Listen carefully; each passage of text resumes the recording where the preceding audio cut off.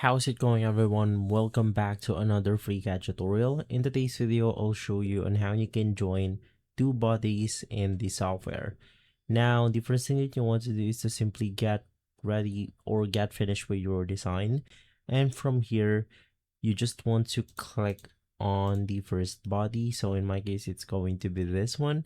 Click on the create a object shape binder. You want to do the same thing for the second body, which is going to be exactly this one. You then want to highlight both binders.